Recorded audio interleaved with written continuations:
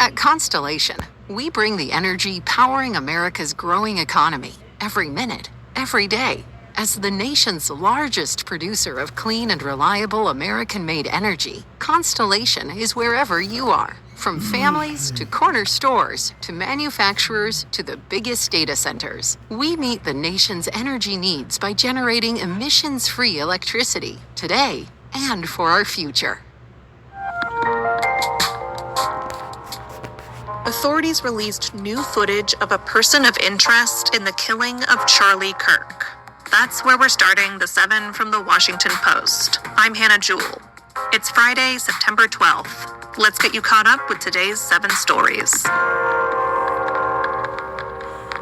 Conservative activist Charlie Kirk was gunned down Wednesday on a college campus in Utah. The person who killed him is still on the run, and authorities do not have a suspect name or location. Yesterday, the FBI announced a $100,000 reward in the case and pleaded with the public for help.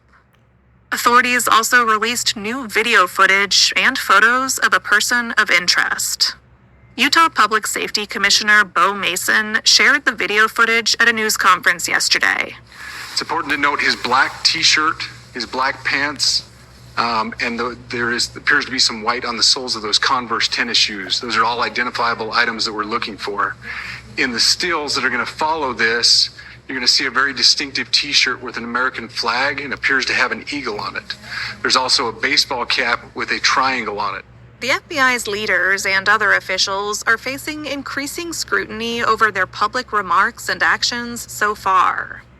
FBI Director Kash Patel drew criticism for his decision to say that someone had been taken into custody in the case, only for the person to go free a short time later.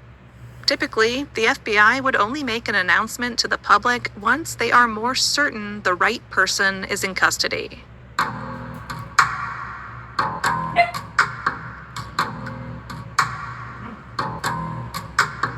President Donald Trump vowed to punish left-wing critics after Kirk's shooting.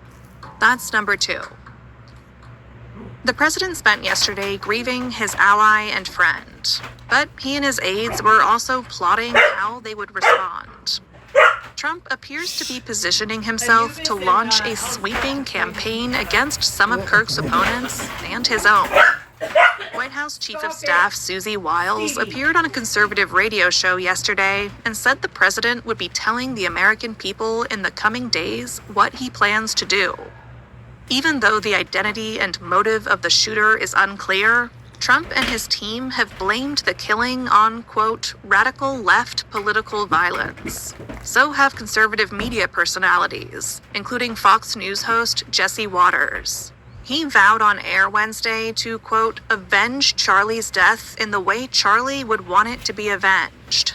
And he said this: "This is unacceptable and has to stop. And it has to stop now.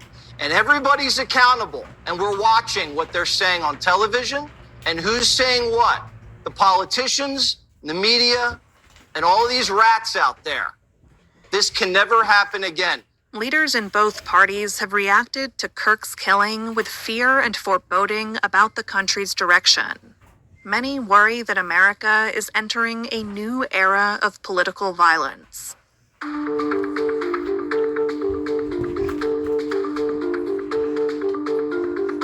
Number 3. Jair Bolsonaro was sentenced to more than 27 years in prison. Bolsonaro is a right-wing populist and the former president of Brazil. Yesterday, a panel of 5 justices of Brazil's Supreme Court found him guilty of attempting a military coup to remain in power after his 2022 election loss. That plot included plans to assassinate his rival. Bolsonaro is the first former president convicted of trying to undermine Latin America's largest democracy. The case has roiled Brazil, and it has strained the country's relations with the Trump administration. Yesterday, Trump called Bolsonaro a good man and drew parallels to his own experiences. Well, I watched that trial. I know him pretty well. Foreign leader. I thought he was a good president of Brazil. And it's very surprising that could happen. That's very much like they tried to do with me, but they didn't get away with it at all. Trump had imposed tariffs and sanctions to try and pressure Brazilian justices to drop the case.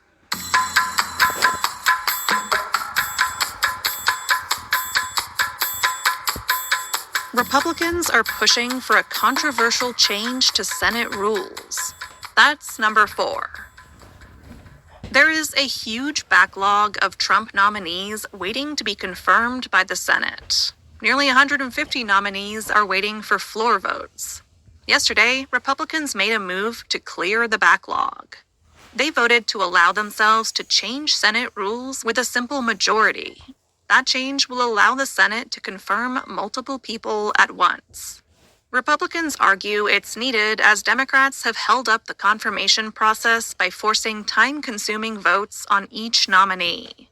But Democrats argue that changing the rules will reduce scrutiny of Trump's nominees and encourage him to select ones they consider worse.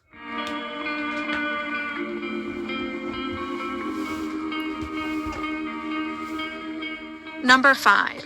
Health insurance costs are on track for their biggest jump in at least 5 years.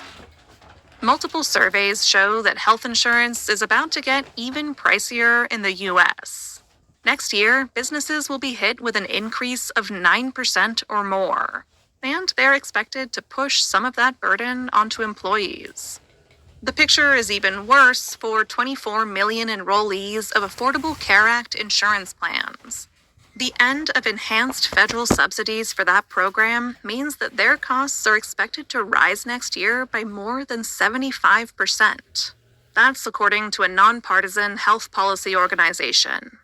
Insurers and employers say that the rising costs of drugs, like new obesity treatments, plus the threat of tariffs on pharmaceuticals, are to blame. The increase will hit families already struggling with rising inflation. And as data shows that job seekers are the most pessimistic they've been in a decade.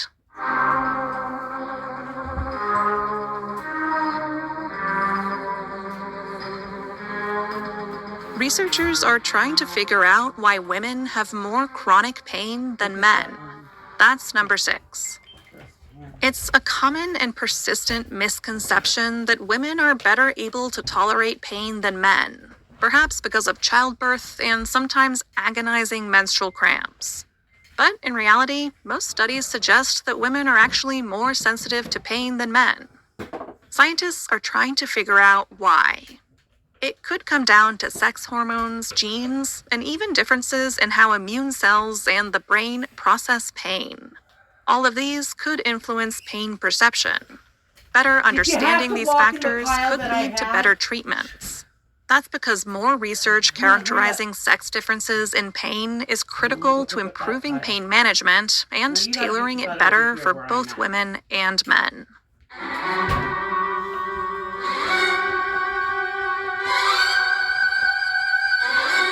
And at number 7, there are so many spotted lanternflies flying around that they're showing up on weather radars.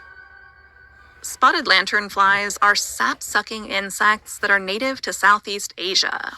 In the mid-Atlantic, they're invasive, and they're ruining crops. So for the past few years, humans have been instructed to crush them on sight. But we appear to be losing that war.